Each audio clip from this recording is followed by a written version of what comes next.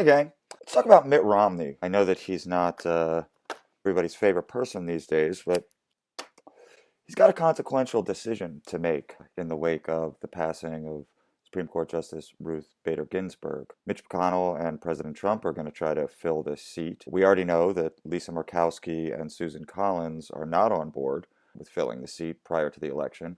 Looks like Lamar Alexander is. The big question mark seems to be Mitt Romney. Now, it's true, McConnell probably doesn't need Romney.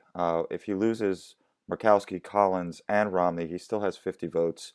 Pence can come in and break the tie. But it would be much better if he did get Romney. It would add a little more legitimacy to the pick, and I think it would be a good thing overall for the Republican Party. I think most people expect that Romney will not go along with Trump and McConnell.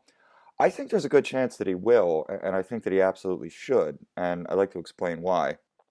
Mitt Romney's not exactly a Lincoln Project never Trumper. He's not Jen Rubin. He's not Max Boot. He clearly has some level of dislike for the president. I don't think that's any secret, but he's been pretty clear, even when he voted to convict Trump during impeachment. He's been pretty clear that his main principle is upholding the Constitution.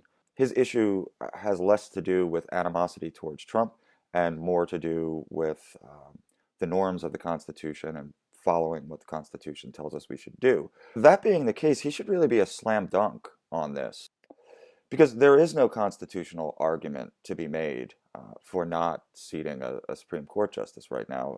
Trump is the legitimate president of the United States. The Republicans are legitimately in charge of the Senate. This is exactly how it's supposed to go. We have myriad examples of Supreme Court justices being seated during election years and seated in less than 45 days. So there's really no constitutional reason why this shouldn't happen. The big argument against it, of course, is that in 2016, Merrick Garland was not given a hearing or a vote. That was a decision that Mitch McConnell and the Republicans in the Senate made back then. But Mitt Romney wasn't in the Senate, and as far as I can tell, he didn't really express any strong feelings one way or the other on that. So he doesn't really have any skin in that game. There'd be nothing hypocritical about him saying that the president should do what the president is empowered to do, and the Senate should do what the Senate is empowered to do.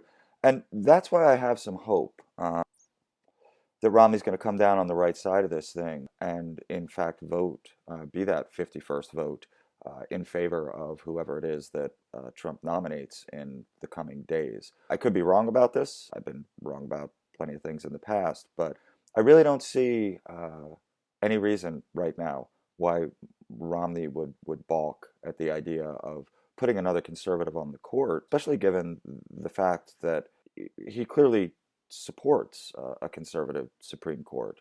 He clearly wants wins on issues like life and the Second Amendment and all of the things that conservatives need the court to stand up for. So I assume we'll find out in the next couple of days where he stands on this, but you heard it here first. Don't be surprised if Mitt Romney turns out to be a yes.